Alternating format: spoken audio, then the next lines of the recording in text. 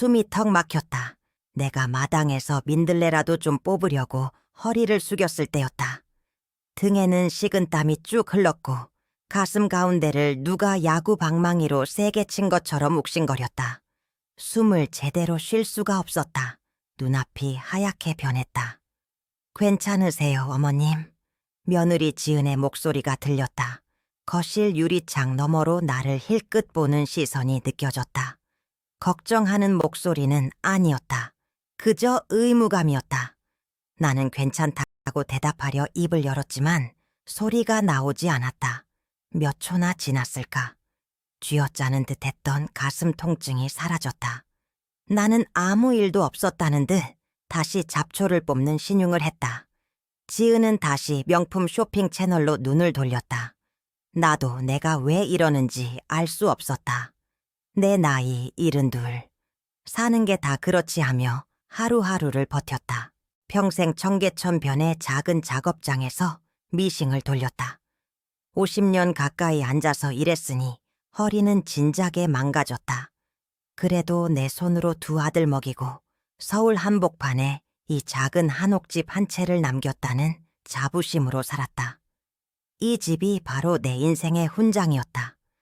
그런데 지금 이 집은 나에게 훈장이 아니라 아들과 며느리의 올가미가 되었다.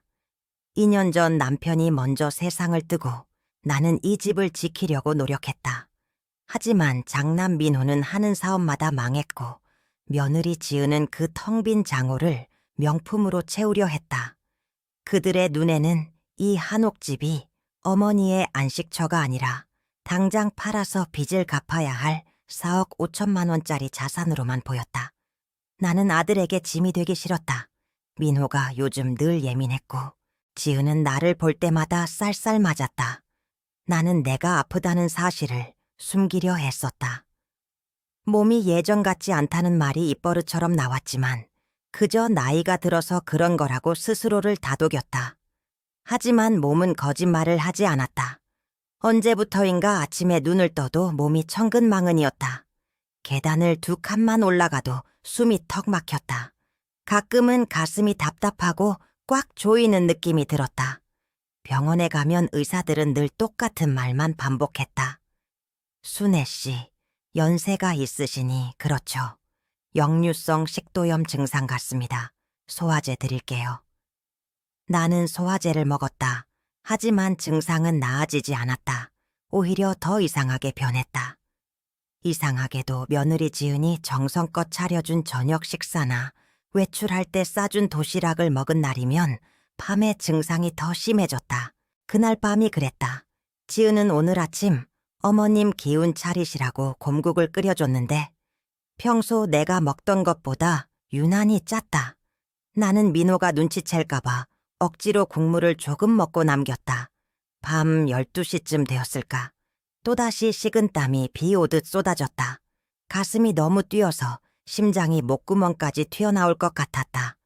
나는 혹시나 싶어 소화제를 더 먹었지만 소용이 없었다. 소화 문제가 아니었다. 나는 침대에서 겨우 몸을 일으켜 부엌으로 향했다. 찬물이라도 마셔야 했다. 복도를 지날 때 아래층 거실에서 민호와 지은의 목소리가 희미하게 들려왔다. 그들은 아주 낮은 목소리로 속삭이고 있었다. 나는 조심스럽게 문틈에 귀를 기울였다. 변호사한테 전화했어. 이번 달 말이 고비야. 집 담보 대출건이 그때 정리되거든. 그때까지 어머니가... 민호의 목소리는 불안했지만 결심한 듯 떨리고 있었다. 숨이 멎었다. 나는 그 자리에 얼어붙었다. 지은의 목소리는 차가웠다. 감정이라고는 조금도 느껴지지 않았다. 걱정 마요, 오빠. 내가 매일 그것을 챙겨주고 있어. 내가 주는 음식은 꼭 드시잖아. 굳이 우리가 손에 피를 묻힐 필요 없어. 나는 온몸에 피가 식는 기분이었다. 그것이 뭐지? 챙겨주고 있다니. 지은은 말을 이었다. 어차피 저분 2주는 못 넘길 거야. 의사들도 그냥 노환이라고 할 거야. 심근경색으로 조용히 돌아가시면 모든 게 우리 뜻대로 되는 거지. 쿵. 머릿속에서 망치 소리가 울렸다. 민호가 내 아들이다. 지은이 내 며느리다. 수십 년을 헌신하며 키워냈던 내 아들과 그 아들의 아내가 나를 두고 저분, 그 할망구라고 부르며 죽음을 계획하고 있었다. 그제야 그동안의 이상한 규칙들이, 참을 수 없는 짠맛이, 매일 찾아오던 극심한 피로가 모두 하나의 퍼즐 조각처럼 맞춰지기 시작했다. 내 아들 부부는 나를 걱정하는 척하며 내 건강을 악화시키고 있었다. 내가 뭘 잘못했나? 왜 나에게 이런 짓을 하나? 어차피 저분 2주는 못 넘길 거야. 이 말이 내 귀에 박혔다. 나는 울 수도 없었다. 너무 엄청난 배신감에 몸이 마비된 듯했다. 물이라도 마시려던 내 몸은 다시 침실로 돌아갈 힘조차 잃었다. 바로 그때였다. 갑자기 가슴 중앙이 아까 마당에서 느꼈던 것보다 수십 배는 더 강하게 짓눌리기 시작했다. 마치 거대한 짐승이 내 심장을 꽉 붙잡고 터뜨리려는 듯한 고통이었다. 나는 휘청거리며 벽에 기댔다. 숨쉬는 것 자체가 고통이었다. 나는 살아야 했다. 이대로 죽으면 안 된다. 내가 쌓아 올린 모든 것이 그들의 탐욕에 먹힐 것이다.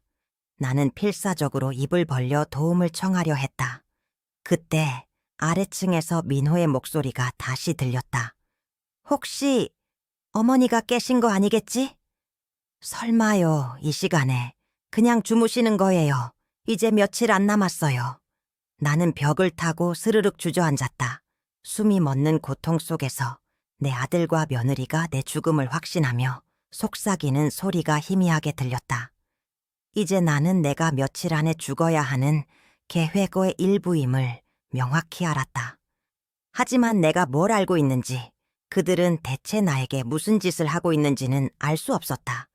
나는 그들의 계획을 망가뜨리고 싶었다. 하지만 너무 늦은 걸까? 나는 차가운 마루에 쓰러진 채 눈을 감았다. 내 심장이 터지기 직전 나는 결심했다. 나는 이 배신자들의 손에 죽지 않을 것이다. 나는 살아서 그들의 탐욕을 세상에 드러낼 것이다. 참고 견뎌야지. 나는 조용히 심장이 보내는 비상신호를 온몸으로 받아들이며 다음 행동을 기다렸다. 나는 새벽의 찬 기운 속에서 눈을 떴다. 머리가 욱신거렸다. 어젯밤 내가 쓰러지기 직전 들었던 아들의 목소리와 며느리의 차가운 속삭임이 꿈이 아니었다. 2주는 못 넘길 거야. 그 말들이 내 머릿속을 망치처럼 두드렸다. 온몸의 기운이 빠져나간 것처럼 무거웠다. 하지만 마음은 이상하게 단단했다. 내가 여기서 쓰러지면 안 된다. 1단계. 불신에서 의문으로 아침이 되자 며느리 지은이 문을 열고 들어섰다. 그녀는 내가 어젯밤 극심한 고통을 겪었다는 사실을 알 리 없었다. 오히려 내가 평소보다 더 힘없이 누워있는 것을 보고 살짝 당황하는 듯했다. 어머님, 오늘은 특별히 제가 산에서 나는 귀한 버섯으로 된장찌개를 끓였어요. 이거 드시고 기운 차리세요. 지은은 밝게 웃었다. 하지만 그 웃음이 소름 끼치게 느껴졌다. 그녀의 말은 걱정이었지만 눈빛은 달랐다. 이걸 먹고 빨리 끝내라는 무언의 압력이 느껴졌다.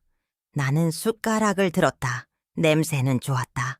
하지만 국물을 한 입 떠먹자마자 코끝을 찌르는 짠맛이 느껴졌다. 어제 곰국보다도 훨씬 짰다. 평생 싱겁게 먹던 나에게는 고문과 같았다. 내 혀가 짠맛에 마비되는 듯했다. 지은이가 나를 이렇게 만들고 있었구나.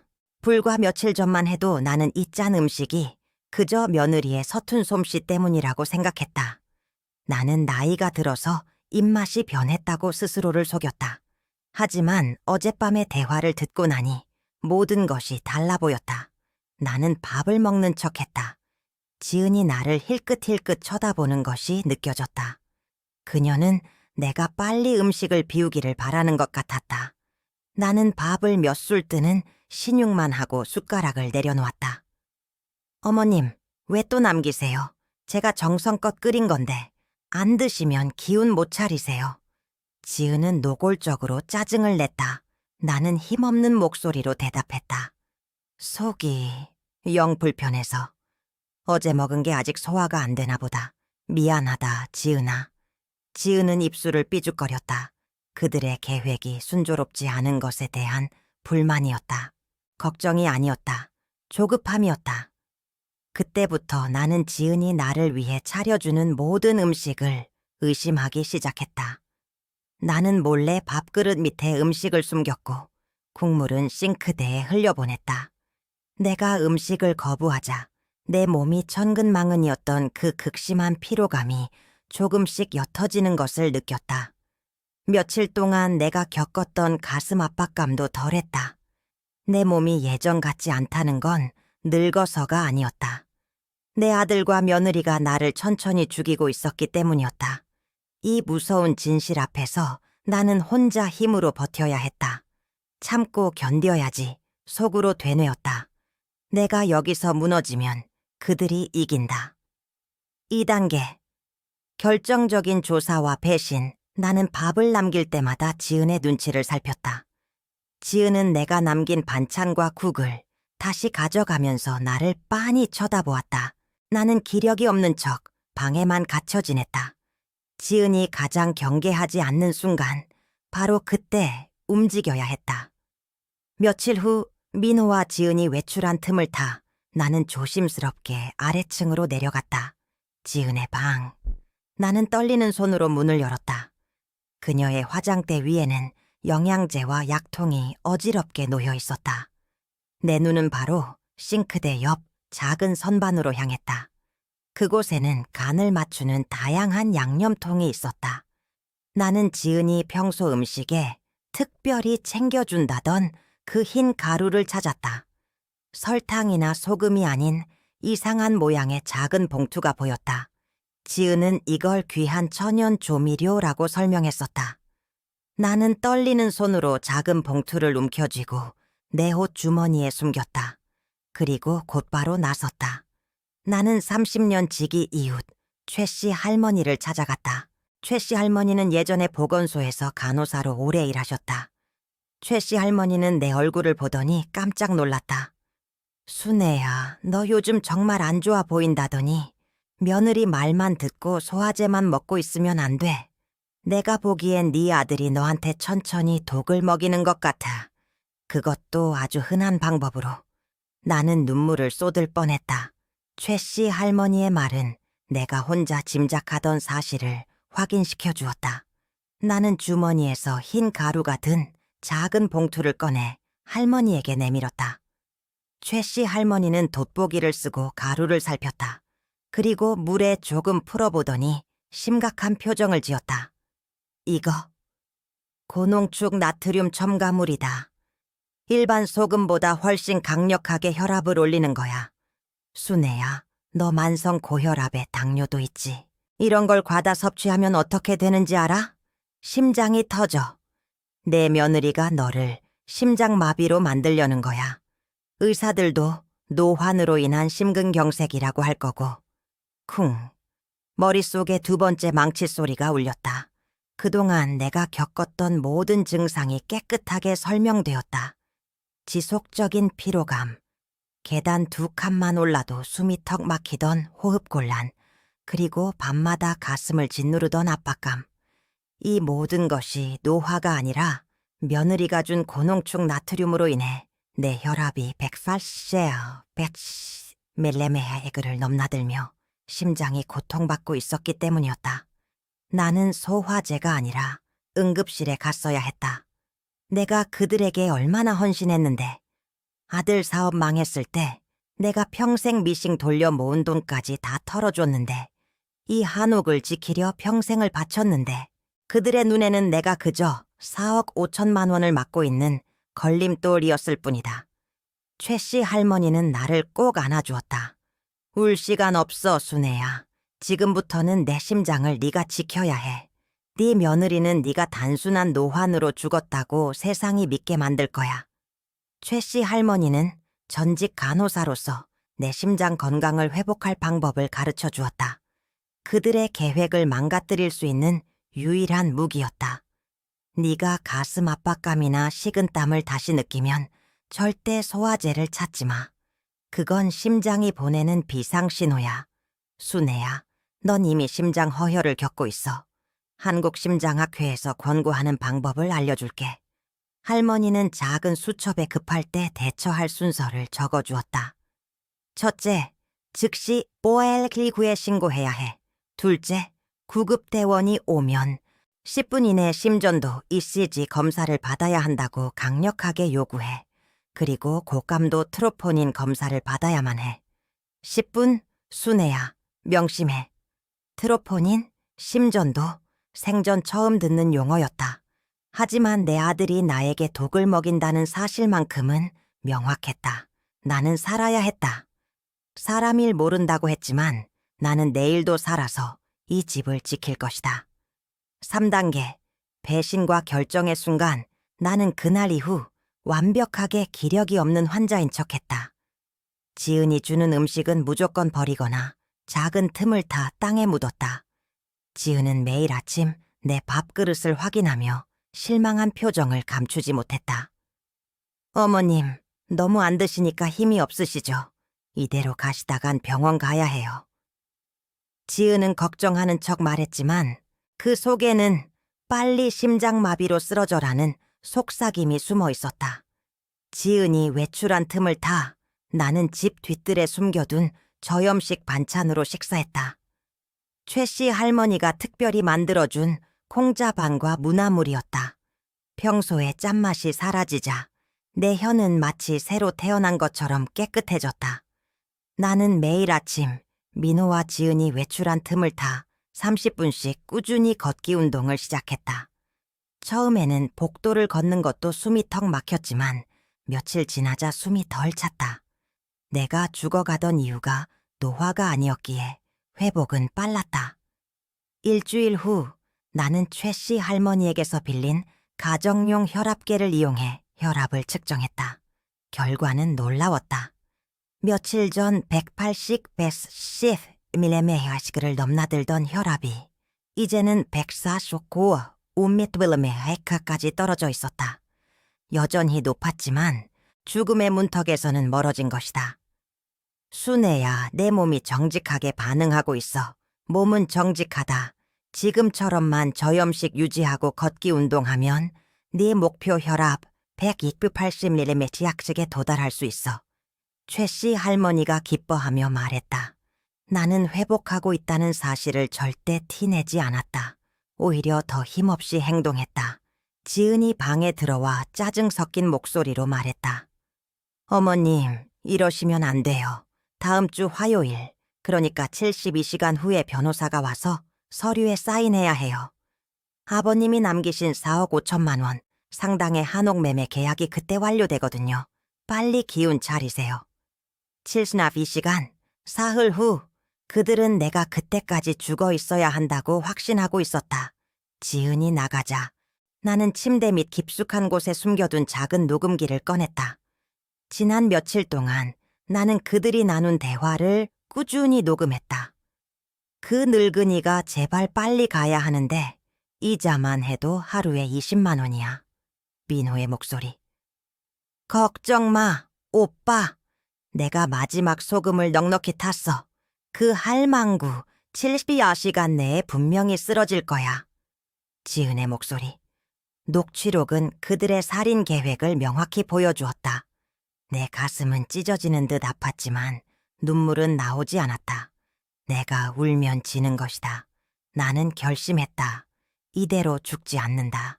나는 살아서 그들의 탐욕을 세상에 드러낼 것이다. 나는 최 씨 할머니에게 연락했다. 화요일 오전 10시 정각 변호사가 집에 도착하는 그 시간에 최 씨 할머니가 셀리엄구에 신고를 해달라고 부탁했다. 4단계 조용한 반격 준비. 나는 회복 속도를 올렸다. 나트륨을 줄이고 매일 30분씩 걷는 것 외에도 최 씨 할머니는 내게 다른 방법을 알려주었다. 바로 고혈압의 좋은 생활 습관이었다.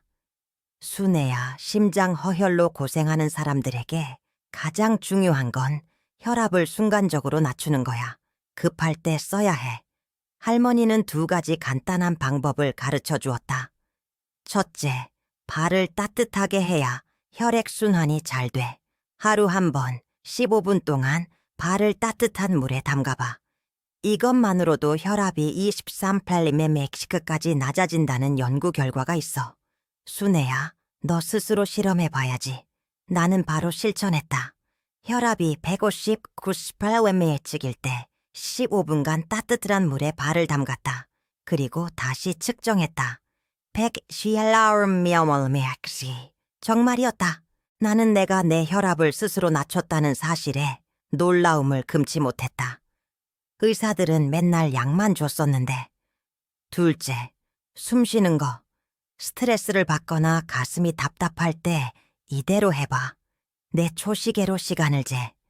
4초 동안 숨을 들이마시고 4초 동안 참고 4초 동안 내쉬고 다시 4초 동안 기다려.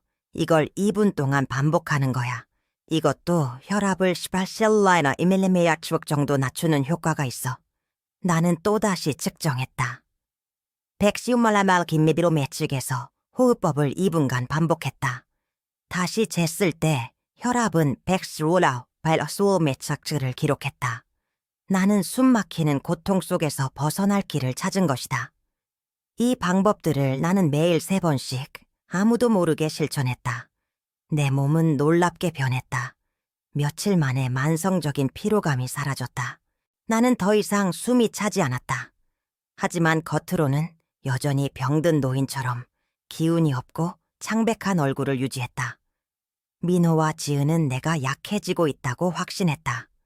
그들은 집 매매 계약서에 사인을 받기 위해 계속해서 나를 압박했다. 화요일 아침, D-Day가 밝았다. 나는 아침 식사를 거부하고 방에 누워 있었다. 민호는 신경질적으로 방문을 두드렸다. 어머니, 곧 변호사 옵니다. 정신 차리세요. 오전 9시 50분, 나는 거실로 내려왔다. 지은은 상냥한 척 나를 부축했다.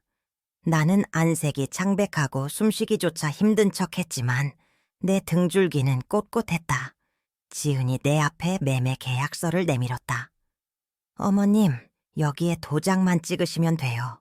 아버님이 남기신 재산 정리하는 거예요. 어머님께 좋은 일이에요. 그들의 탐욕이 가득 담긴 서류였다. 나는 떨리는 손을 연기하며 서류를 잡았다. 바로 그때 초인종이 울렸다. 지은은 짜증난 표정으로 문을 열러 나갔다.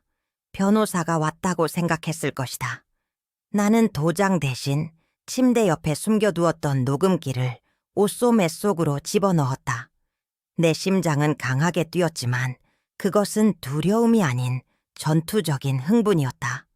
지은이 문을 열었을 때 그녀는 양복을 입은 변호사 대신 붉은 유니폼을 입은 구급대원 2명을 보고 얼어붙었다. 최 씨 할머니가 약속대로 119에 신고한 것이다. 그때 나는 온 힘을 다해 오른손을 뻗어거실 테이블을 쳤다. 집 전체에 울려 퍼지는 둔탁한 소리와 함께 나는 고통스러운 비명을 질렀다. 가슴이 아파요. 119. 당장 심전도 검사. EC 해줘요. 고감도 트로포닌 검사도. 내 외침은 아들과 며느리의 등골을 얼어붙게 만들었다. 그들은 어머니가 마지막으로 쓰러지는 순간을 기다렸을 뿐 심근경색의 조용한 신호와 응급대처법을 정확히 알고 있는 완전히 회복된 어머니를 기대하지 않았다. 계획은 완전히 틀어졌다. 나는 쓰러지는 대신 내 목숨을 걸고 마지막 막을 올렸다. 계속하기 전에 당신이 어디에서 보고 있는지 알려주세요. 이 이야기가 얼마나 멀리 전해질지 정말 궁금해요. 화요일 오전 10시 정각, 내가 평생을 바쳐 지킨 그 한옥의 거실은 침묵과 혼란으로 가득 찼다. 지은이 현관문을 열었을 때 그녀의 얼굴은 마치 얼음처럼 굳었다. 변호사 대신 붉은 유니폼을 입은 2명의 구급대원이 들어섰고 그 뒤로 최 씨 할머니와 우리 동네 파출소 소속 경찰관 2명이 나란히 들어섰다. 민호는 아연실색한 채 내게 달려왔다. 어머니, 갑자기 왜 이러세요? 구급대원들, 우리 어머니는 소화가 안 되시는 것뿐이에요. 소화제만 드리면 돼요. 나는 고통에 찬 비명을 연기하며 손을 뻗어 테이블을 쳤다. 집 전체에 울리는 둔탁한 소리와 함께 나는 다시 한번 온 힘을 다해 외쳤다. 아니다. 119 대원분들, 즉시 심전도 EC여에 검사를 해주세요. 고감도 트로포닌 검사도요. 내 외침은 민호의 입을 막았다. 구급대원들이 침착하게 응급처치를 시작하는 사이 민호는 그들의 움직임을 막으려 안절부절 못했다. 그들은 내가 조용히 노환으로 죽어줄 것이라 확신했지만 심근경색의 조용한 신호와 응급대처법을 정확히 꿰뚫고 있는 어머니는 그들의 계획에 없었다. 경찰관 한 분이 민호와 지은을 제지하는 동안 나는 천천히 몸을 일으켰다. 방금 전까지 힘없이 쓰러지려던 척했던 몸은 이제 꼿꼿하게 펴졌다. 나는 며칠 동안 숨겨왔던 회복된 기력을 모두 드러냈다. 겉으로는 안색이 창백했지만 내 등줄기는 철골처럼 단단했다. 며느리 지은은 내가 허리를 펴는 순간 눈빛이 흔들리는 것을 감추지 못했다.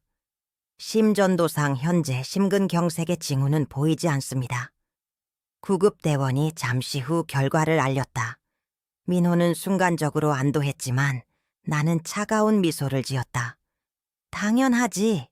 너희들이 원하던 것처럼 내 심장이 지금 막 터지진 않았으니까. 나는 주머니에서 작은 녹음기를 꺼내 경찰관에게 건넸다. 녹음기가 거실 중앙 테이블 위에 놓였고 경찰관이 재생 버튼을 눌렀다. 금속성으로 변조된 지은의 목소리가 울려 퍼졌다. 걱정 마, 오빠. 내가 마지막 소금을 넉넉히 탔어. 그 할망구 72시간 내에 분명히 쓰러질 거야. 뒤이어 민호의 불안한 목소리도 이어졌다. 그 늙은이가 제발 빨리 가야 하는데 이자만 해도 하루에 20만 원이야. 거실은 무거운 침묵에 휩싸였다. 매매 계약서에 서명하려던 변호사는 펜을 놓았고 경찰관들의 눈빛은 차갑게 변했다. 민호는 얼굴이 잿빛으로 변하며 이건 편집된 거예요. 어머니, 왜 이러세요? 라고 소리쳤다. 나는 그를 무시하고 옆에 서 있던 최 씨 할머니를 바라보았다. 할머니는 증거물로 보관되어 있던 고농축 나트륨이 담긴 작은 봉투를 테이블 위에 올려놓았다. 최 씨 할머니가 나섰다. 나는 보건소에서 간호사로 오랫동안 일했습니다. 이 흰 가루는 순애 씨의 만성 고혈압을 치명적인 수준인 100배움 EMH까지 끌어올리는 데 사용되었어요. 그리고 여기 순애 씨가 응급실에 가지 않고 스스로 회복한 혈압 기록입니다. 며칠 전 100 보호맘매매치그를 넘나들던 수치가 지금은 180메타씩입니다. 이게 단순히 노환입니까? 민호는 무릎을 꿇었다. 그는 필사적으로 내 발목을 잡고 절규했다. 어머니, 제가 어머니 아들이잖아요. 딱 한 번만 용서해 주세요. 저희 가족이잖아요. 이 집 그냥 팔지 않을게요. 제가 다 잘못했어요. 그의 눈물은 진심이라기보다는 모든 것을 잃을 위기에 처한 탐욕의 절규였다. 그는 내가 이 상황에서 어머니의 정을 찾아주길 바랐을 것이다. 나는 그를 내려다보았다. 눈물을 흘릴 기력조차 남아있지 않았다. 나는 떨림 없이 단호하고 차가운 목소리로 대답했다. 나는 50년을 미싱 돌려 이 집을 지켰다. 너는 4억 5천만 원을 위해 어미의 음식에 독을 탔다. 너는 피를 나눈 아들이 아니라 4억 5천만 원을 노린 살인 미수범일 뿐이다. 내가 너를 용서하는 건 나를 2번 죽이는 일이다. 경찰관들은 더 이상 지체하지 않았다. 민호와 지은에게 즉시 수갑을 채웠다. 민호 씨, 박지은 씨, 재산 상속을 노린 존속살해, 미수 및 계획적 상해 혐의로 체포합니다. 민호는 끌려나가면서도 어머니 후회하실 겁니다. 제가 돌아오면 어떻게 하려고 이러세요?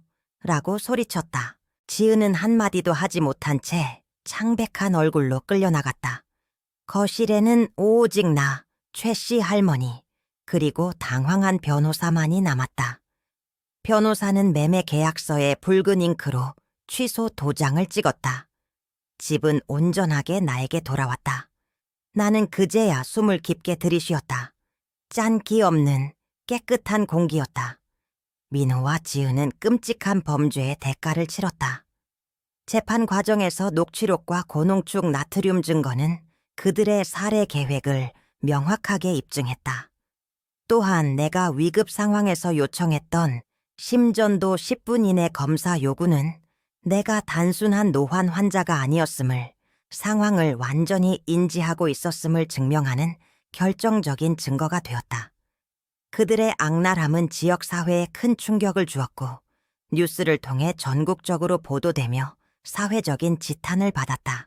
민호는 재산 상속을 노린 존속살해, 미수 및 사기죄로 징역 15년을 선고받았고 지은은 공범으로 징역 10년을 선고받았다. 그들은 자신들이 탐냈던 4억 5천만 원 상당의 한옥에 대한 소유권을 완전히 상실했다. 게다가 순애 씨에게 정신적, 신체적 피해에 대한 배상금으로 7억 원을 지불하라는 판결을 받았다. 그들의 유일한 목표였던 돈은 그들을 파멸로 이끈 족쇄가 되었다. 민호는 오늘날 경기도의 한 교도소에 수감되어 있으며 가족 중 누구도 그를 면회하지 않는다. 지은 역시 외면당한 채 독방 생활을 하고 있다. 그들의 이름은 탐욕과 배신의 상징으로 남았다. 그 끔찍한 배신의 그림자가 걷히는 데는 1년이 걸렸다. 이제 73살이 된 나는 매일 아침 5시 반에 일어난다. 집 주변을 30분씩 걷는 것으로 하루를 시작한다. 미싱을 돌리느라 굽었던 허리는 이제 꼿꼿해졌고 만성적인 피로감은 사라진 지 오래다. 나는 한옥을 그대로 두지 않았다. 민호가 탐냈던 4억 5천만 원짜리 이 집은 이제 순애 씨의 건강사랑방이라는 이름의 비영리 커뮤니티 공간이 되었다. 나는 매주 화요일과 목요일 심근경색으로 고생하거나 가족의 학대로 고통받는 이웃 노인들을 위해 강좌를 연다. 내가 최 씨 할머니에게서 배운 지식을 그대로 전수한다. 나의 가장 중요한 교육 내용은 노소의 증상과 고혈압 위험성을 착각하지 마세요. 이다. 나는 항상 내 몸의 변화를 수치로 설명한다. 나를 죽이려 했던 그 소금 때문에 내 혈압이 100소에 꺽100포에케스비에아임레메이크까지 치솟았었어요. 의사들은 노환이라고 했지요. 하지만 저염식과 운동으로 내 혈압은 지금 120-80mm를 유지하고 있습니다. 특히 나는 응급대처법과 생활습관 개선을 집중적으로 가르친다. 심장 통증을 느끼면 절대 소화제 먹지 말고 119에 신고해야 해요. 그리고 구급대원에게 10분 이내 심전도 검사를 요구하세요. 그리고 내가 스스로 혈압을 낮춘 비결을 공유한다. 내가 가르치는 방법을 듣고 처음에는 다들 고개를 갸웃거린다. 발을 따뜻한 물에 15분 동안 담가보세요. 저는 처음에 혈압이 149-4mm일 때 해봤는데 118mm까지 떨어지는 걸 스스로 확인했어요. 이자스마헬머메아가 내려간다는 연구 결과가 괜히 나온 게 아니에요. 나는 이어서 4초 호흡법도 가르친다. 4초 들이마시고 4초 참고 4초 내쉬고 4초 쉬세요. 2분만 해보세요. 18년 200mm가 떨어집니다. 강좌를 듣는 노인들은 처음에는 회의적이었지만 혈압계로 직접 수치를 확인하고 눈물을 흘린다. 최 씨 할머니는 이제 나의 보조 강사이며 우리는 지역 커뮤니티 센터와 연계하여 활동하고 있다. 우리는 지난 1년 동안 150명이 넘는 이웃들에게 이 지식을 전파했다. 내가 죽음의 문턱에서 배운 지식이 이제 수많은 사람에게 새로운 삶의 희망을 주고 있다. 내가 쌓아 올린 이 한옥은 이제 내가 흘린 피와 땀, 그리고 배신을 이겨낸 지혜로 가득 차 있다. 아들과 며느리는 나를 세상에서 치워버리려 했지만 나는 그 덕분에 세상에서 가장 건강한 70대 노인이 되었다. 그들이 빼앗으려 했던 것은 단순한 재산이 아니라 내 삶 그 자체였다. 나는 그것을 지켰고 이제 다른 사람들의 삶까지 지키고 있다. 나는 잔잔한 햇살이 드는 안뜰 마루에 앉아 최 씨 할머니가 끓여준 저염식 된장국을 마셨다. 옛날의 짠맛은 더 이상 내 혀를 괴롭히지 않는다. 그들이 나를 소금으로 죽이려 했을 때 나는 내 심장을 스스로 지키는 법을 배웠다. 72살에 세상을 떠날 뻔했던 나는 73살의 나이에 이 집을 영원히 지키는 방법을 찾았다. 아들과 며느리는 모든 것을 잃었지만 나는 평화와 건강, 그리고 삶의 새로운 목적을 얻었다. 그들이 탐했던 4억 5천만 원짜리 집은 이제 셀 수 없는 생명을 구하는 무가지보가 되었다. 내가 배운 가장 조용한 복수는 분노나 증오가 아니라 따뜻한 물이 담긴 대야, 그리고 굳건한 자기 믿음이라는 것을 깨닫는다. 그리고 끝까지 함께 해주셨다면 이야기에 대한 당신의 생각과 앞으로 어떤 종류의 이야기를 더 보고 싶은지 댓글로 남겨주세요. 여기 와 주셔서 정말 감사합니다. 다음 감동적인 이야기에서 또 만나요.